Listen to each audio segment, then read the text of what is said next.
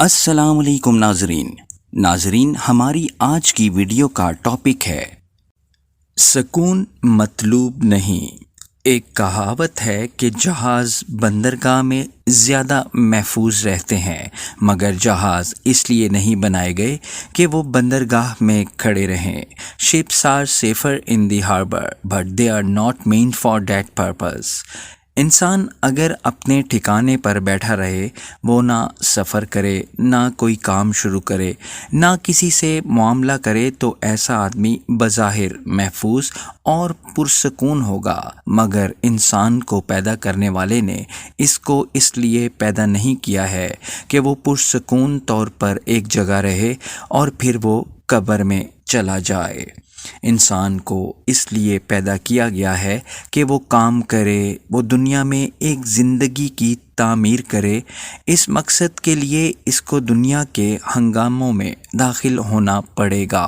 وہ ہارنے اور جیتنے کے تجربات اٹھائے گا۔ اس کو کبھی نقصان ہوگا اور کبھی فائدہ۔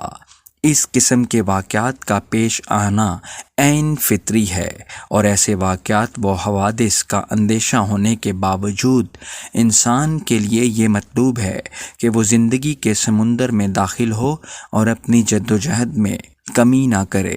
مزید یہ کہ پرسکون زندگی کوئی مطلوب زندگی نہیں، کیونکہ جو آدمی مستقل طور پر سکون کی حالت میں ہو، اس کا ارتقا رک جائے گا۔ ایسے آدمی کے امکانات بیدار نہیں ہوں گے۔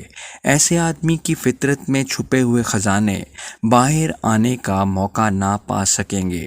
اس کے برعکس ایک آدمی جب زندگی کے طوفان میں داخل ہوتا ہے تو اس کی چھپی ہوئی صلاحیتیں جاگ اٹھتی ہیں۔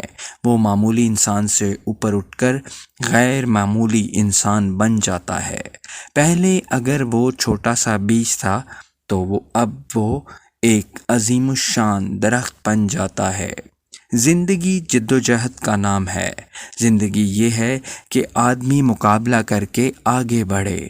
زندگی وہ ہے جو سیلاب بن جائے، نہ کہ وہ جو ساحل پر ٹھہری رہے۔